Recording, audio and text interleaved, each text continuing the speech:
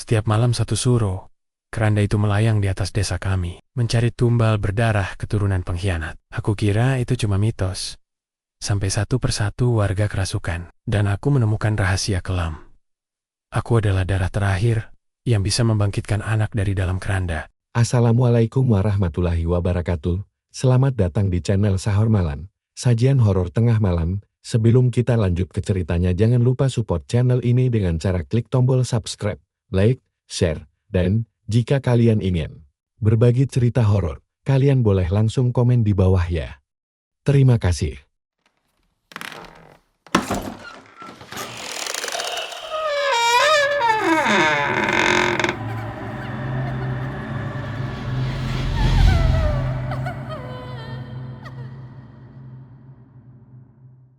Namaku Arga. Umurku 17 tahun. Aku tinggal di desa kecil bernama Wonotirto, sebuah desa di pinggir hutan yang lebih sering diselimuti kabut daripada sinar matahari. Disinilah aku lahir, tumbuh, dan kalau tidak ada hal aneh mungkin, juga mati. Di desa ini, ada satu hari yang ditakuti semua orang. Malam satu suro. Malam itu, semua warga wajib mengunci pintu dan mematikan semua lampu. Tak boleh ada satupun yang berkeliaran, walau hanya keluar untuk membuang sampah atau mengambil air. Semua harus diam, menunduk, dan pura-pura tidak hidup. Jangan macam-macam, gak? Kalau kamu keluar malam suro, kamu bisa diambil keranda itu, kata mak selalu, dengan nada lebih takut daripada marah. Ya, keranda, atau topotnia, keranda terbang, legenda paling menyeramkan yang diwariskan dari mulut ke mulut, turun-temurun. Konon, keranda itu melayang dari arah hutan di malam satu suro, mencari tumbal hidup, bukan mayat, tapi orang yang masih bernyawa. Kerandanya tidak diangkat orang, tidak juga ditarik kuda. Ia melayang sendiri, pelan, seperti perahu yang terbang di udara malam. Kadang diiringi suara gamelan dari kejauhan, kedang derinji, suara tangisan yang membuat bulu kuduk berdiri. Meski tanpa angin, yang melihatnya akan dibawa. Kata kakekku dulu, sebelum meninggal. Tapi bagiku, itu semua hanya dongeng. Mitos, tak lebih dari cerita lama yang dipakai orang dewasa untuk menakut-nakuti anak-anak agar tidak keluyuran malam. Sialnya, dewasa juga sepikiran. Jaka, yang paling pemberani dan tengil sekampung. Dan Mila, cewek tomboy yang kadang lebih jantan daripada kami berdua. Dan kami punya ide gila. Malam satu suro ini, kami akan keluar dan melakukan live streaming. Tujuannya, biar viral, biar terkenal, dan siapa tahu dapat cuan. Bayangin kalau kita dapat video keranda terbang. Viewers bisa jutaan. Gak, kata Jack. Matanya berbinar seperti lihat emas batangan. Aku sempat ragu, tapi waktu Mila juga setuju. Aku mulai goyah. Kami bertiga sepakat. Setelah azan Isya dan suasana benar-benar sepi, kami akan keluar dan berjalan ke arah batas hutan, tempat paling wengit di desa kami. Tempat di mana konon keranda itu selalu muncul pertama kali. Malam itu akhirnya datang langgat mendung. Tak berbintang, angin terasa lebih dingin dari biasanya. Daun-daun jati di pekarangan berguguran tanpa suara. Desa hening, terlalu hening. Aku keluar dari rumah dengan napas berat, membawa tripod kecil dan HP yang baterainya sudah penuh. Kami bertiga bertemu di balai desa yang kosong. Bahkan Pak RT pun tak terlihat malam ini. Semua rumah sudah gelap gulita, tak ada suara TV, tak ada anak kecil menangis, tak ada suara ayam. Lu yakin? Ini ide bagus, tanya Mila pelan. Suaranya bergetar. Jaka tertawa. Ini ide paling gila. Bukan paling bagus, tapi justru itu yang bikin seru. Kami mulai merekam. Aku membuka live streaming di akun media sosialku. Yo guys, malam ini kita bakal buktiin mitos paling serem di desa gua. Malam satu suro, keranda terbang, dan tumbal hidup. Katanya sih, siapa yang lihat bakal hilang, tapi kita buktiin. Bareng-bareng kami menyusuri jalan setapak menuju batas hutan. Langkah kami pelan. Hati-hati. Mila menggenggam senter kecil, dan aku menggenggam HP sambil terus merekam. Tiba-tiba, angin berhenti. Seperti ada yang menekan udara. Sunyi, pekat, mati rasa. Dan saat itulah, dari kejauhan, terdengar tung, ting, gamelan, halus, tapi jelas, dan perlahan mengarah ke kami. Kami saling pandang. Nafas kami tercekat. Live streaming masih menyala. Komentar penonton mulai ramai. Asli, itu suara apaan? Keranda beneran nih. Gue merinding. Dan kemudian kami melihatnya. Dari balik pepohonan hutan, sebuah keranda kayu tua melayang pelan, dikelilingi asap tipis, mengambang beberapa meter dari tanah. Tidak ada tali, tidak ada yang mengangkat, tidak ada penjelasan logis. Mila menjatuhkan senternya. Aku nyaris menjatuhkan HP. Jaka diam membeku, tak bisa berkata apa-apa. Lalu, keranda itu berhenti, tepat di depan kami. Dan dari dalamnya terdengar suara, "Ar!" Aku langsung menjerit. Kami lari tunggang langgang, meninggalkan semuanya. Live streaming terus menyala meski gambarnya kacau. Saat sampai di rumah, aku mengunci semua pintu. Mak memarahi habis-habisan, tapi aku sudah tak peduli.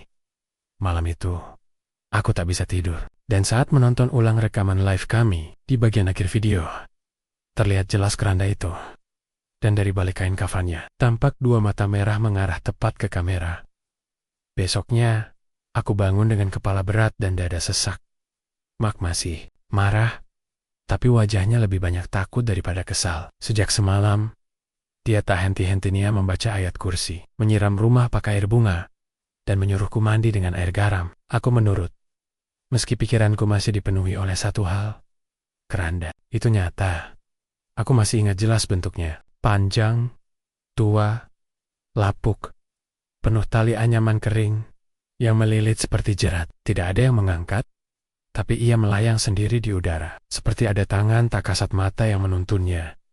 Dan yang paling menyeramkan adalah suara dari dalam keranda itu, pelan, parau, tapi jelas memanggil namaku, Ar.Ka. Pagi itu, aku langsung menghubungi Mila dan Jaka.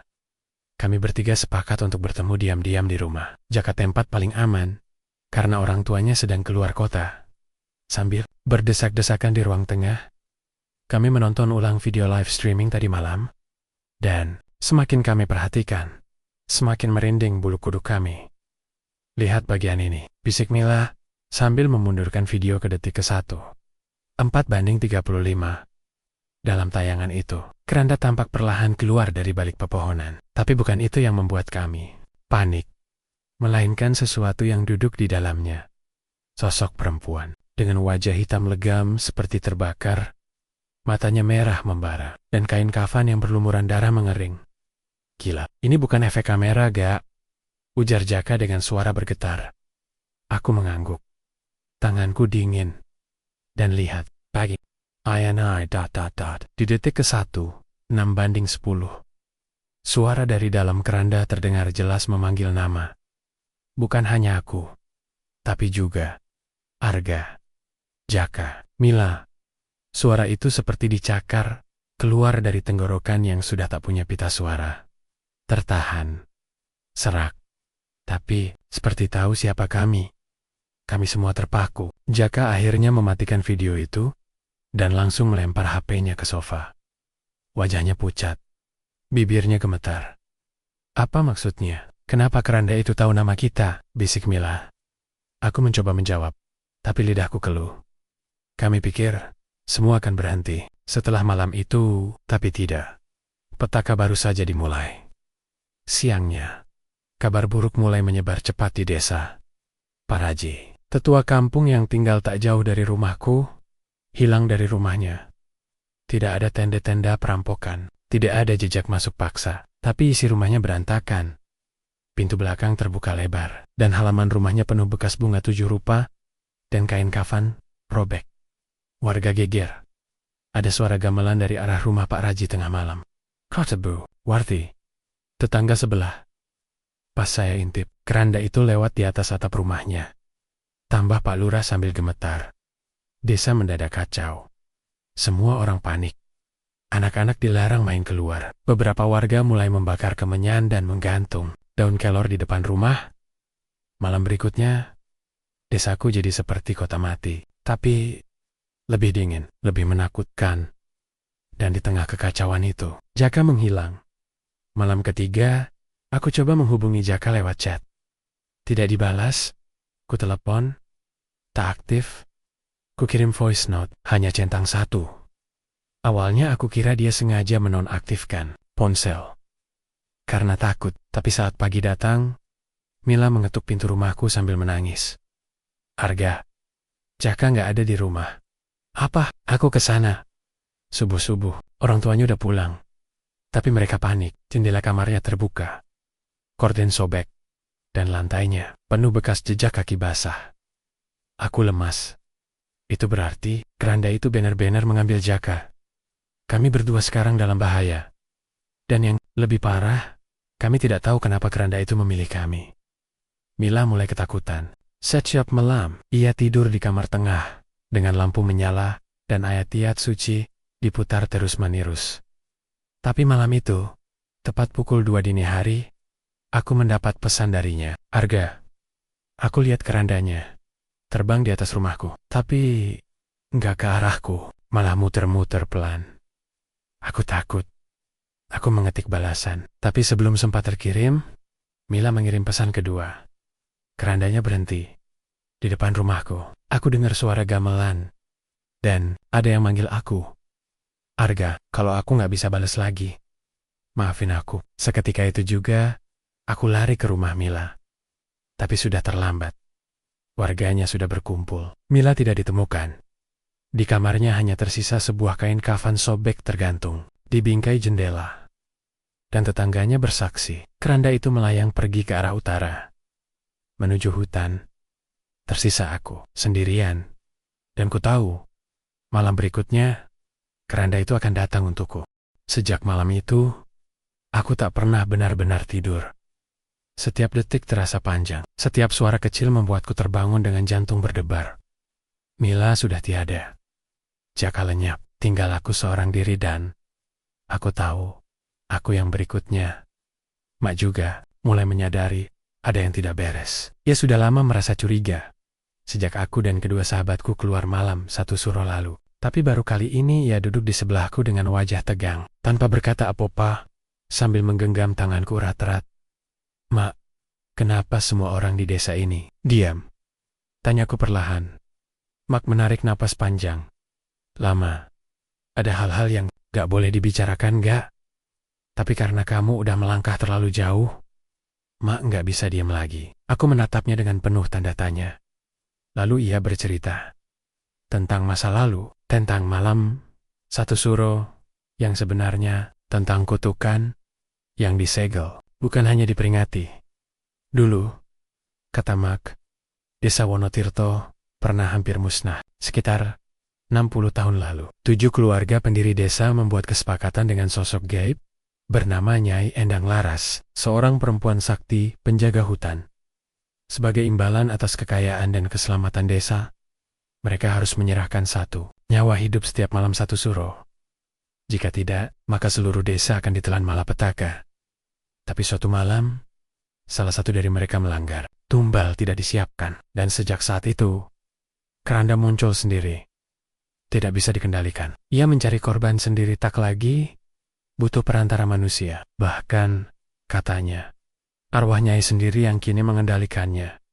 Kerandanya bukan untuk mayat, kata Mak pelan, tapi untuk mengambil yang masih hidup sebagai ganti janji yang dulu dilanggar. Aku menelan ludah. Tenggorokanku kering. Semua ini terlalu nyata, terlalu mendalam untuk sekadar mitos aku. Kenapa aku yang dipilih, Mak? Tonyak, lirih. Mak tak menjawab. Ia hanya menunduk dan menangis, diam-diam. Malam harinya, aku memutuskan tak bisa tinggal diam. Aku harus tahu kenapa keranda itu memanggil namaku. Harus ada sesuatu yang lebih dari sekadar kebetulan. Maka aku pergi ke rumah. Satu-satunya orang yang mungkin tahu jawabannya, Mbah Dargo. Rumahnya berada di ujung desa. Sepi, gelap, dikelilingi pohon-pohon besar yang sudah mirip tengkorak jika dilihat malam hari. Saat aku mengetuk pintu, tidak ada jawaban, tapi pintunya terbuka sendiri. Pelan, berderit nyaring seperti suara tulang digerus besi. Aku masuk, dengan degup jantung memburu. Di dalamnya, Mbah Dargo duduk sendirian. Matanya merem, tapi seperti tahu aku datang. Kowe Arga, gumamnya lirih. Keturunan dari siapa? Aku mengerutkan dahi. Maksudnya, Mbah? Ia membuka matanya perlahan. Tatapannya tajam, bukan seperti orang tua biasa, tapi seperti orang yang sudah melihat terlalu banyak kematian. Jaka, Mila, sekarang tinggal kowe. Kalian bukan dipilih acak, tapi ditandai. Sejak lahir, aku merinding. Ditandai oleh siapa? Mbah Dargo menunjuk ke sebuah lukisan tua di dinding. Foto hitam putih, usang, dan berdebu. Terdapat 7 orang lelaki berjubah. Berdiri di depan sebuah rumah besar, dengan latar hutan. Wajah mereka serius. Dan aku mengenali satu di antaranya. Itu, kakekku. Apa-apaan ini, Mbah? Mereka pendiri desa ini, termasuk kakekmu. Dulu mereka semua buat kesepakatan, tapi mereka juga yang pertama kali melanggarnya. Mbah Dargo berdiri, lalu berjalan ke sudut ruangan. Ia mengambil sebuah kotak kayu, lalu membukanya perlahan. Di dalamnya ada segenggam bunga 7 rupa, sehelai kain kafan tua, dan secari kertas bertuliskan aksara Jawa kuno yang sudah mulai luntur, tapi aku bisa membaca satu kalimat paling bawah, yang ditulis dengan tangan. Siapa yang melihat keranda dengan mata sendiri, telah menjadi bagian dari tumbalnya. Dadaku seakan diremas. Jadi, aku memang tidak bisa lari. Mbah Dargo menatapku. Lalu, untuk pertama kalinya, iya. Tapi bukan senyum hangat, melainkan senyum getir, seperti seseorang yang sedang menyaksikan seseorang lainnya memasuki liang kubur. Bisa. Tapi hanya jika kamu temui sumbernya langsung. Aku mengerutkan dahi. Apa maksud Mbah? Pergilah ke hutan. Tempet itu muncul pertama kali. Di sanalah semuanya bermula, dan di sanalah kau bisa memilih, melawan atau menyerah. Malam itu, saat aku pulang ke rumah, aku merasa sesuatu berbeda. Langit lebih pekat dari biasanya. Angin berhenti total. Bukan, suara jangkrik tak terdengar. Desa seperti tidak bernyawa. Aku masuk kamar, mencoba menenangkan diri. Tapi saat aku memandangi langit dari jendela, aku melihatnya. Keranda itu melayang pelan, lebih rendah dari biasanya. Bukan di langit, tapi di atas rumahku. Lalu pelan-pelan, ia turun. Suara gamelan mulai terdengar, dan dari dalam keranda itu, terdengar suara yang membuat kakiku lemas. Harga, buka pintumu. Aku menahan napas. Keranda itu melayang turun perlahan, tepat di atas genteng rumahku. Kain kafan yang menyelimutinya berkibar pelan, seperti tersapu angin yang entah dari mana datangnya. Suara gamelan lirih, peraba, keras, lalu mendadak senyap. Arga, suara itu terdengar lagi. Bukan sekadar memanggil tapi memerintah. Seolah-olah keranda itu tahu, aku sedang bersembunyi di balik tirai jendela, membeku dalam ketakutan. Aku mundur perlahan, tak berani bernapas. Keras, tapi baru satu langkah, jendela kamarku terbuka sendiri. Angin menerobos masuk, membawa bau amis bercampur bunga melati busuk. Tangan Mak langsung menarikku ke bawah ranjang. Dia menutupi tubuhku dengan tubuhnya, berbisik cepat. Baca. Pakai dong. Hati. Gak. Jangan lihat keluar. Jangan panggil-panggil nama siapapun. Aku menuruti. Mulutku gemetar membaca ayat kursi berulang-ulang. Walau nadaku kacau. Di luar, suara kain kafan diseret makin jelas. Lalu, klek, pintu depan terbuka sendiri. Mak mencengkeramku lebih kuat. Suara langkah kaki menyeret di lantai rumah kami. Pelan, namun pasti, seperti seseorang yang kehilangan kaki sebelah. Duk, duk, duk. Langkah itu berhenti tepat di depan kamar. Aku menahan napas. Dadaku sakit menahannya. Tapi, aku tahu. Kalau aku mengeluarkan suara sedikit saja, mungkin aku tidak akan pernah bernapas lagi. Lalu, suara itu terdengar tepat di telingaku. Tak tahu dari mana asalnya. Arga, kamu adalah warisan dosa. Waktumu hampir tiba. Dan tiba-tiba semuanya hening. Langkah itu menjauh. Pintu depan kembali tertutup sendiri. Gamelan, pelan, menghilang. Keranda itu, pergi. Untuk sementara, Esok paginya, Mark memaksa aku menemui Pak Lurah. Ia ingin aku meminta perlindungan, atau setidaknya bantuan untuk memutus kutukan ini. Tapi saat kami tiba di rumah Pak Lurah, suasananya sepi. Terlalu sepi. Pintu depan terbuka. Kami masuk, dan mendapati Pak Lurah duduk termenung di ruang tamu. Matanya kosong, wajahnya pucat. Di tangannya, ada foto lama. Foto yang sama seperti milik Mbah Dargo. 7 orang pendiri desa. Kalian semua akan dipanggil satu-satu. Gumamnya tanpa menatap kami. Dulu kami kira semua itu hanya bagian dari masa lalu, tapi sekarang masa lalu itu balik menjemput. Kami, Mark menunduk dalam. Wajahnya muram. Arga cuma anak kecil, Pak. Jangan libatkan dia. Pak Lurah menggeleng pelan. Dia bukan anak kecil. Dia adalah cicit dari pendiri kedua, Mbah Parto. Dan Mbah Parto adalah orang yang paling awal melanggar perjanjian malam satu suro. Aku tercengang. Perjanjian apa, Pak Lurah? Akhirnya menatapku. Dulu, 7 pendiri desa membuat kesepakatan dengan perempuan sakti bernama Nyai Endang Laras. Perjanjian itu ditulis dengan darah, bahwa setiap malam satu suro harus ada 1 tumbal jiwa diberikan sebagai balas jasa atas ilmu yang diberikan, kekayaan, panen subur, tanah tak tersentuh banjir, dan lainnya. Aku merasa darahku berdesir. Terus, kenapa sekarang kerandanya datang sendiri? Karena perjanjian itu dilanggar oleh para pendiri sendiri. Saat mereka merasa cukup kuat dan tak lagi butuh Nyai Endang, mereka memutuskan untuk menyegelnya. Mereka membakar tubuhnya hidup-hidup dan memasukkan jenazahnya ke dalam keranda yang kemudian dikubur dalam-dalam di hutan. Duk.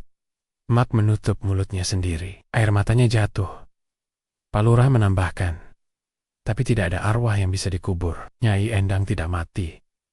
Arwahnya gentayangan, dan keranda itu adalah wadahnya. Sekarang, dia tidak butuh tumbal yang dikirim. Dia memilih sendiri. Dan yang ia pilih adalah darah dari pengkhianat masa lalu. Sepulang dari rumah Pak Lurah, aku memutuskan untuk melakukan sesuatu yang lebih gila. Kembali ke tempat keranda pertama kali muncul, ke batas hutan. Aku harus lihat dengan mataku sendiri. Aku harus cari tahu apa yang masih disimpan di tempat itu. Dan siapa tahu, aku bisa menemukan cara untuk menghentikannya. Malam pun tiba. Aku membawa senter kecil, air garam, beberapa ayat suci, dan liontin peninggalan kakekku. Mak sempat melarang, tapi aku hanya bilang satu hal. Kalau aku nggak lakukan ini sekarang, mungkin aku nggak akan pernah punya kesempatan lain. Aku melangkah masuk ke hutan. Jalanan sepi. Udara semakin dingin. Pohon-pohon seperti berbisik satu sama lain. Dan di sana, aku melihatnya. Sebuah gundukan tanah tua dengan tanda batu nisan. Yang bukan nisan. Di atasnya, ada lilin kecil menyala. Dan keranda tua berlumur darah, tapi kali ini keranda itu tidak kosong. Duduk di atasnya sosok perempuan berpakaian putih lusuh, wajahnya setengah hangus. Rambutnya panjang menutupi mata. Tapi dari celah rambut itu, aku tahu, dia menatapku langsung. Nyai Endang Laras. Aku terpaku. Tubuhku kaku seolah dicengkeram hawa dingin dari dalam tanah. Sosok perempuan itu duduk di atas keranda, diam. Tapi keberadaannya menggetarkan seluruh jiwaku. Angin tidak berembus, tapi rambutnya berkibar. Mulutnya tak bergerak. Tapi aku mendengar suara lirih di dalam kepalaku. Kau, keturunan pengkhianat. Kenapa kau datang ke tanah ini? Tanganku gemetar. Kakiku nyaris roboh. Tapi aku memaksa berdiri. Ini kesempatan satu-satunya. Aku harus bicara, harus tahu apa yang sebenarnya diinginkan makhluk ini. Aku, bukan, dari mereka. Aku bahkan gak tahu apa-apa sebelum malam itu. Suaraku serak, nyaris tak terdengar. Tiba-tiba mata merah Nyai Endang menyala di balik rambutnya. Kalian semua adalah darah pengkhianat, darah yang belum lunas. Kemudian tanah di bawah kakiku bergetar. Suara gamelan pelan terdengar dari segala arah. Bau kemenyan dan anyir darah bercampur. Jadi satu. Lilin-lilin kecil yang sebelumnya redup menyala sendiri satu persatu. Membentuk lingkaran api di sekeliling keranda. Dan dari balik pohon, satu demi satu sosok muncul. Siluet-siluet kabur. Mengenakan pakaian khas Jawa tempo dulu. Wajah mereka rusak, ada yang terbakar. Ada yang robek. Ada pula yang tak memiliki mata, tapi semuanya menatapku. Mereka bukan orang hidup, tapi bukan pula hantu biasa. Mereka seperti jiwa yang disiksa. Apa ini? Bisikku. Melangkah mundur. Ini para tumbal, mereka yang dikorbankan oleh leluhurmu. Tanpa ampun, tanpa penebusan. Suara itu bergema dalam otakku. Memekakan tanpa suara nyata. Tiba-tiba, dari antara barisan sosok itu, muncul satu yang aku kenali, Jaka. Matanya kosong, tubuhnya pucat, tapi wajahnya jelas. Jaka! Teriakku, tapi ia hanya berdiri, menatapku dengan pandangan kosong, lalu menunjuk ke dadanya sendiri, tepat di atas jantung. Bayarannya belum selesai. Deg! Aku hampir jatuh, tersungkur. Tanganku memegang tanah yang dingin dan basah. Nyai Endang turun dari atas keranda. Langkahnya pelan, tapi menghantam jiwa. Ada satu cara untuk mengakhirinya, bisiknya. Suaranya seperti dua lapis suara perempuan dan suara yang lebih tua. Dalam dan parau, aku menatapnya penuh harap. Kembalikan darah perjanjian. 7 garas. Darah. Bila tak dikembalikan, maka setiap malam suruh, keranda ini akan datang. Selamanya, aku menelan ludah. Aku gak tahu siapa keturunan yang lain. Nyai Endang tersenyum, senyum yang menusuk tulang.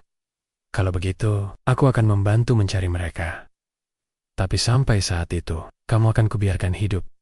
Biar kamu tahu rasanya. Kehilangan satu demi satu. Keluarga, sahabat, desa ini akan jadi liang semua darahmu. Tiba-tiba api yang mengelilingiku padam serentak. Sosok-sosok arwah itu menghilang perlahan. Keranda terangkat kembali dan lenyap ke langit malam. Hening, aku terduduk. Nafasku megap-megap, tangan dan kaki penuh lumpur, keringat dingin membasahi punggung. Tapi yang paling menusuk bukan rasa takut, melainkan kesadaran bahwa kutukan ini belum selesai. Dan bukan lagi yang paling berharga. Keesokan harinya, desa geger. Ada kejadian ganjil di beberapa rumah keturunan pendiri desa lainnya. Pak Gunawan, kepala dusun, ditemukan tak sadarkan diri di dapurnya. Dengan telinga mengeluarkan darah. Bu, guru SD, mendadak berteriak histeris karena melihat suaminya di bawah keranda. Padahal suaminya masih duduk di sebelahnya. Bingung. Dan yang paling parah, Mbah Dargo hilang. Rumahnya kosong, dan di terasnya ditemukan setangkai bunga kamboja merah segar dan selembar kain kafan sobek. Aku tahu apa yang terjadi. Nyai Endang sudah mulai mencari mereka satu persatu malam harinya. Aku berdiri di jendela, menatap langit yang kini selalu kulihat dengan rasa waspada. Di ujung langit desa, samar-samar kulihat keranda itu kembali melayang. Tapi belum mendekat, hanya berputar, menunggu. Dan kali ini, bukan hanya aku yang ditandai, tapi seluruh keturunan, leluhur, dan waktu kami hampir habis. Sudah 5 hari sejak keranda itu datang ke rumahku. 5 hari yang terasa seperti 5 tahun. Desa Wonotirto kini berubah jadi seperti kota mati. Setiap malam, suara gamelan samar terdengar dari arah hutan. Dan setiap pagi, selalu ada kabar orang menghilang, kerasukan, atau jadi gila. Warga mulai mengungsi. Beberapa membakar sesajen dan memagari rumah mereka dengan bambu kuning. Tapi tak ada yang benar-benar berhasil. Karena masalah ini bukan urusan dunia. Ini urusan darah, urusan dosa. Dan malam ini, aku mendapat petunjuk baru. Malam itu, aku kembali mendatangi rumah Mbah Dargo yang masih kosong. Setelah kehilangannya beberapa hari lalu, aku tahu, jika ada satu tempat yang menyimpan rahasia, ya di sini. Kunci pintu sudah rusak.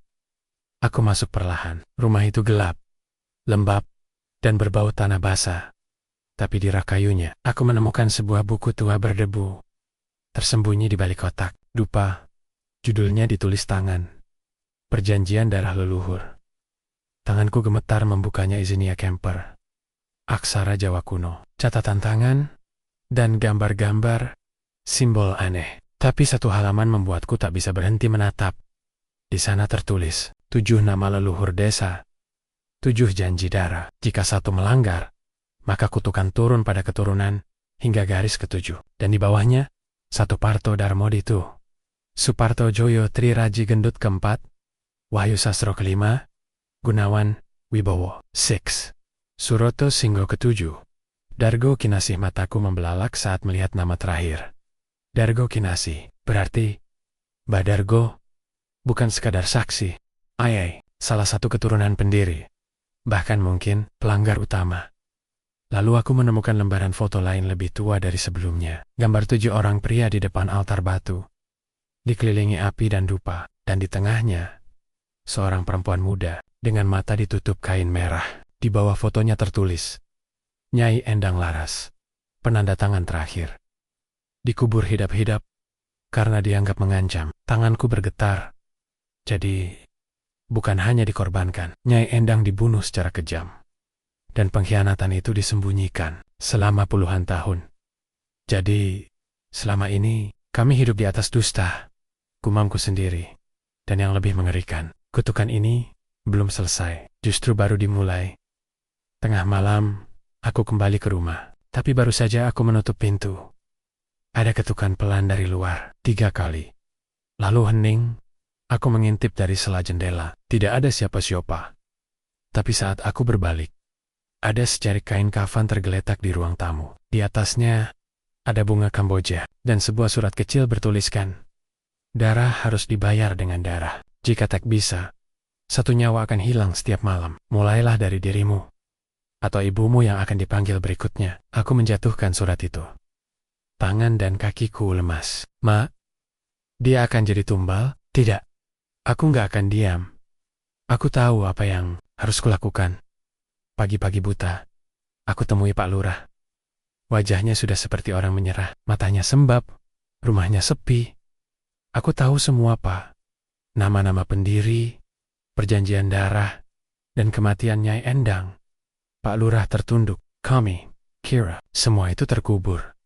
Tapi ternyata Nyai Endang tidak mati. Ia cuma menunggu.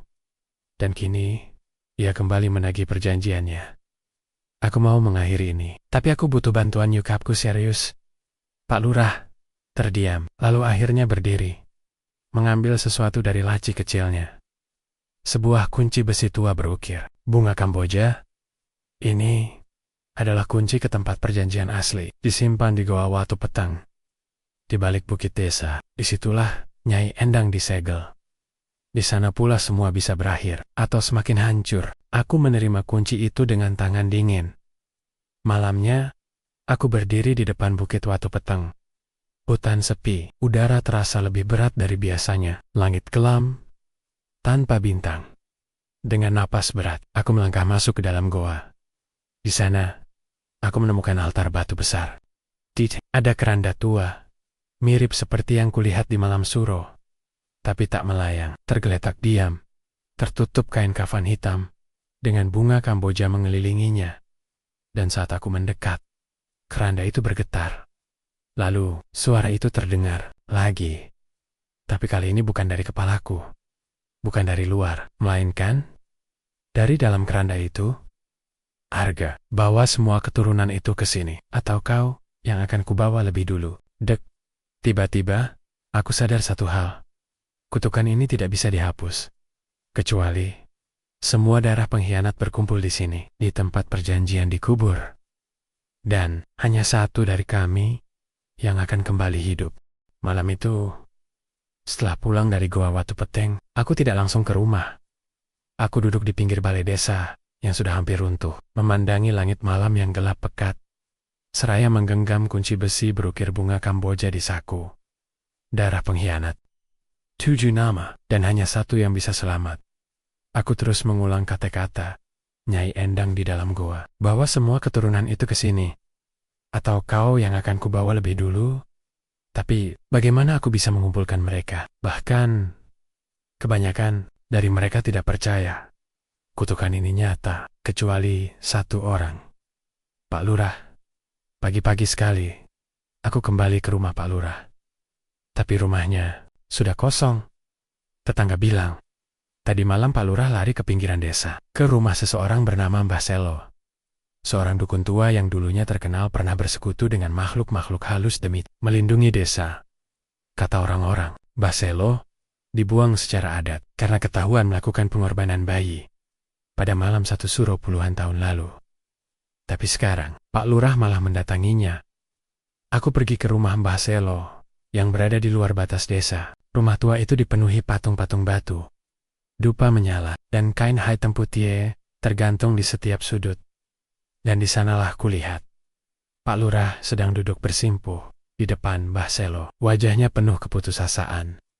Aku bersembunyi di balik pohon, menguping pembicaraan mereka. Tolong, bantu aku. Aku sudah bawa sesaji, minyak misik, dan darah kambing hitam. Kambing tak cukup, gumam Mbah Selo. Yang ia minta adalah darah sendiri. Darah keluarga. Kalau begitu, ambil cucuku.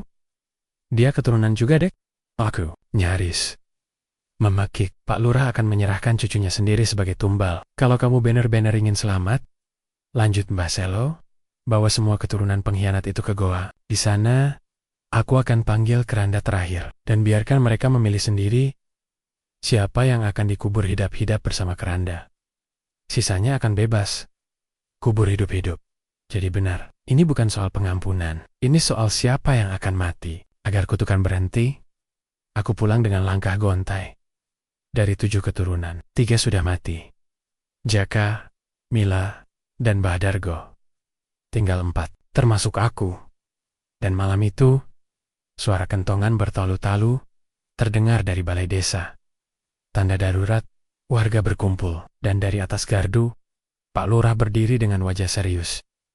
Mulai malam ini, ucapnya lantang, desa akan mengadakan ritual penebusan kutukan. Semua keturunan 7 leluhur akan dibawa ke goa Watu Peteng untuk membersihkan darah dan menyudahi arwah yang gentayangan. Beberapa warga berbisik, yang lain ketakutan, tapi banyak pula yang menyetujui. Karena sudah terlalu banyak orang mati. Aku melangkah maju. Jangan percaya dia, teriakku. Semua menoleh. Ini bukan ritual penebusan. Ini, dia kerjasama sama dukun hitam yang dulu kalian usir Mbah Selo. Pak Lurah menatapku dingin. Kau hanya bocah. Kau tidak tahu apa yang kau bicarakan. Justru aku tahu semuanya. Kau mau korbankan cucumu sendiri. Warga mulai gaduh. Beberapa menatap Pak Lurah dengan ragu. Tapi, sebelum suasana benar-benar kacau, sesuatu terjadi. Langit berubah merah. Angin bertiup kencang, dan suara gamelan mulai terdengar dari arah hutan. Keranda itu datang. Tanpa menunggu waktu, terlalu cepat. Terlalu marah, terlalu lapar. Warga berlarian. Anak-anak menangis. Ibu-ibu memeluk suami mereka. Dan di antara jerit panik itu, keranda itu muncul perlahan dari balik bukit. Melayang, meliuk, menuju tengah desa. Dan untuk pertama kalinya, seluruh warga melihatnya. Tak ada yang bisa menyangka lagi. Tapi keranda itu tidak turun ke rumah mana pun. Tidak ke rumah Pak Lurah. Tidak ke rumahku. Keranda itu hanya melayang di atas balai desa. Dan membuka dirinya sendiri. Kain kafan tersingkap. Asap tebal keluar dari dalamnya. Dan dari balik asap itu, Nyai Endang Laras sendiri muncul. Wajahnya separuh rusak. Mulutnya sobek. Matanya hitam, mengeluarkan air merah seperti darah. Darah Mua belum lunas semu. Warga menjerit. Lalu, satu persatu, warga yang memiliki garis keturunan langsung dari 7 leluhur, kerasukan. Mata mereka kosong, mulutnya bersuara seperti gamelan rusak.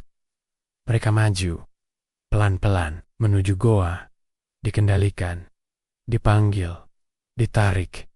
Aku hanya bisa berdiri di tengah kekacauan. Dan dalam hatiku, aku tahu, malam berikutnya akan ada penguburan besar, dan hanya satu dari kami yang bisa kembali hidup. Malam itu, semua terasa seperti mimpi buruk yang nyata. Warga yang tadinya hanya menonton dengan ngeri, kini tak bisa lagi berpura-pura. Keranda itu benar-benar ada, dan Nyai Endang Laras bukan sekadar legenda.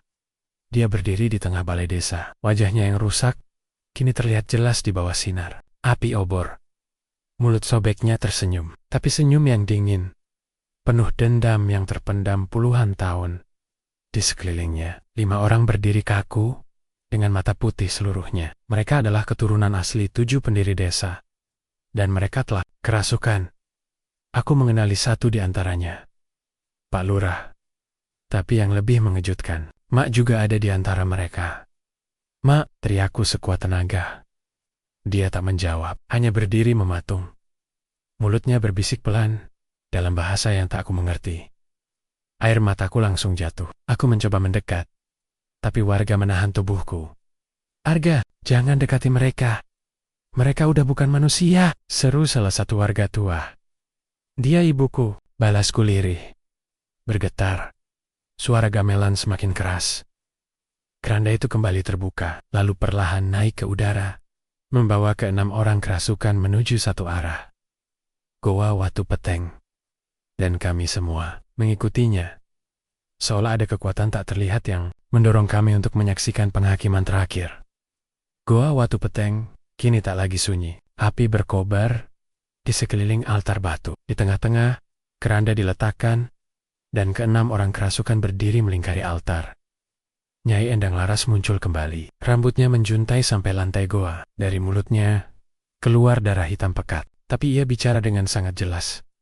6 darah sudah datang. 1 lagi. Belum. "Mana Arga?" Semua mata menoleh padaku. Jantungku hampir copot. 7 darah. 6 sudah dibawa. Aku yang terakhir. Kakiku gemetar. Tapi aku maju. Tak bisa lari lagi. Tak bisa sembunyi. "Kalau aku ikut, kamu akan berhenti?" tanyaku parau. Nyai Endang tidak menjawab dengan kata. Ia hanya mengangguk. Tapi tiba-tiba, suara lain muncul. "Tunggu!" Semua orang menoleh. Dari arah belakang, muncul Mbah Selo, sang dukun hitam yang sudah dibuang desa. Wajahnya kotor, rambut panjangnya diikat acak. Di tangannya ada sebuah kantung berisi darah segar. "Aku bawa darah pengganti. Ambil darahku." Aku salah satu dari garis ke-7. "Ambil aku, dan biarkan mereka hidup." Nyai Endang menatap Mbah Selo, lalu tertawa lirih. "Kau sudah terlambat. Darahmu busuk. Tapi boleh kau bayar dengan nyawa? Kubur hidup-hidup. Lalu kutukan selesai." 2 arwah dari keranda turun, menghampiri Mbah Selo, dan menariknya menuju lubang besar di samping altar. Mbah Selo tidak melawan, ia malah tertawa lirih. Akhirnya, aku bisa menebus semuanya, dan detik berikutnya, Mbah Selo dikubur hidup-hidup. Warga menjerit. Suara tanah ditimbun menggema di dalam goa, disertai tangisan dan jeritan dari para korban kerasukan termasuk ibuku. Saat tanah terakhir menutup tubuh Mbah Selo, keranda berhenti bergetar. Api padam, gamelan berhenti. Satu persatu, orang-orang kerasukan jatuh pingsan. Roboh di tanah, tak sadarkan diri. Aku langsung lari menghampirinya dan memeluk tubuhnya Aratoret. Dia selamat. Nyai Endang Laras berdiri terakhir di sisi keranda. Ia menatapku, lalu menatap langit-langit goa. Mulutnya berkata pelan, "Darah telah dibayar. Tapi ingat, Jack, kelak ada yang menggali tanah ini lagi. Aku akan bangkit dan menjemput dengan lebih haus dari sebelumnya." Lalu tubuhnya terbakar sendiri, pelan, seperti daun kering di lahap api, tanpa suara. Hanya api dan abu. Dan setelah itu, sunyi. Malam itu, keranda tidak terbang lagi. Langit kembali gelap, tapi bintang terlihat untuk pertama kalinya sejak malam 1 Suro. Orang-orang mulai percaya bahwa kutukan telah berakhir. Tapi aku tahu, kita hanya menunda, bukan membasmi. Sudah 2 minggu sejak malam pengorbanan itu. Desa Wonotirto perlahan kembali bernafas. Tak ada lagi suara gamelan di malam hari. Tak ada keranda terbang, tak ada jeritan minta tolong dari tengah hutan. Semua orang bilang, kutukan sudah berakhir. Tapi, aku tahu, damai ini terlalu rapuh, terlalu sunyi. Seperti genangan air sebelum badai kembali datang. Setiap pagi aku menyeduh teh untuk Mak di teras rumah. Ia sudah mulai pulih, tapi masih suka termenung. Sejak kerasukan malam itu, ia sering bicara sendiri dalam tidur. Kadang menyebut nama yang tidak kukenal. "Raras, jangan tinggalin aku." "Raras?" Aku sempat bertanya, tapi Mak selalu mengelak. "Cuma mimpi lama gak? Mimpi waktu aku kecil." Tapi nada suaranya berat, seolah menyimpan sesuatu yang lebih dalam. Hari itu, aku memutuskan membersihkan kamar almarhum kakek ayah dari Mak. Sudah bertahan-tahan, kamar itu terkunci, berdebu, dan tak tersentuh. Aku tidak pernah terlalu mempedulikan dulu. Tapi, sekarang, dengan semua yang terjadi, aku tahu. Masa lalu keluarga kami menyimpan sesuatu. Saat membongkar laci lemari tua, aku menemukan sebuah kotak besi kecil berkarat. Di dalamnya, foto seorang perempuan muda mengenakan kebaya putih. Secari kertas bertuliskan tangan dengan tinta merah dan liontin kayu berbentuk bulan sabit berdarah. Foto itu sangat familiar. Wajahnya mirip seseorang, Nyai Endang Laras. Tapi ini bukan lukisan. Ini foto asli. Artinya, dia bukan legenda semata. Dia pernah hidup, berdiri di depan kamera. Di dunia ini, aku menatap tulisan di kertas itu. Tulisannya halus, tapi mulai luntur. Namun satu kalimat terbaca sangat jelas. Anakku, maafkan aku mengurung ibumu sendiri demi menyelamatkan desa. Tapi setiap malam, aku mendengar tangisannya dari balik tanah. Dek, jantungku berdegup keras. Apa maksudnya? Ibumu sendiri. Aku kembali membaca. Di bagian belakang surat tertulis sebuah nama. Raras Endang Laraswati. Sama persis dengan suara yang Mak sebat-sebat dalam tidurnya. Aku langsung lari keluar kamar, menghampiri Mak yang sedang menyapu halaman. Mak, kataku pelan. Siapa Raras? Mak terdiam. Tangannya berhenti menyapu. Ia tidak menatapku. Tapi aku tahu. Napasnya berubah. Matanya berkokeh-kokah. Jadi kamu akhirnya nemuin kotaknya ya, Ga? Aku menatapnya serius. Siapa dia, Mak? Jangan bilang cuma mimpi lagi. Mak menarik napas panjang dan mengungkapkan sesuatu yang membuat duniaku runtuh. Raras adalah nenek kandungmu, Ga. Dan dia adalah anak dari Nyai Endang Laras. Apa? Aku terhuyung mundur. Jadi, kita bukan cuma keturunan pengkhianat? Mak menatapku. Kali ini dengan air mata jatuh perlahan. Tidak. Kita adalah darah campuran, separuh dari garis pengkhianat. Separuh dari yang dikhianati. Aku tak bisa bicara. Aku teringat kembali saat pertama kali melihat keranda itu. Saat Nyai Endang memanggil namaku. Dan malam, di Goa Watu Peteng saat semua kerasukan. Kecuali aku. Bisa jadi, karena darah dalam tubuhku adalah jembatan antara dua sisi. Darah yang dulu mengunci, sekarang membuka. Malamnya, aku duduk sendiri di halaman rumah. Menatap langit. Malam. Tenang. Tak ada gamelan. Tak ada keranda, tapi aku tahu kutukan ini tidak sepenuhnya berhenti. Ia hanya tertidur. Karena satu darah belum memilih sisi. Aku. Dan tepat tengah malam. Saat semua desa terlelap, angin kembali berhembus. Tapi bukan seperti malam-malam sebelumnya. Angin ini membawa suara tawa lirih, tawa perempuan. Dan ketika aku menoleh ke arah kebun belakang rumah, seseorang berdiri di sana. Perempuan muda berkebaya putih, rambut panjang, menjuntai, dan senyum tipis. Tapi dia bukan hantu, bukan arwah. Dia terlalu hidup. Aku berdiri perlahan. Perempuan itu hanya menatapku. Lalu berbisik. Arga, kamu harus memilih darah siapa yang akan kamu akui. Karena sebentar lagi, anakku akan bangkit. Perempuan itu masih berdiri di ujung kebun, mengenakan kebaya putih yang berkibar pelan, diterpa angin malam. Suaranya masih menggema dalam kepalaku. Anakku akan bangkit. Dan darahmu lah yang akan menentukan. Aku tidak bisa tidur malam itu. Satu pertanyaan terus menancap di pikiranku. Siapa anak itu? Keesokan paginya, aku kembali ke Goa Watu Peteng. Bukan karena nekat, tapi karena entah kenapa kakiku seperti ditarik ke sana. Semakin dekat ke mulut goa, udara terasa berat, sunyi. Bahkan burung pun tak berkicau. Dan di sana, aku menemukannya.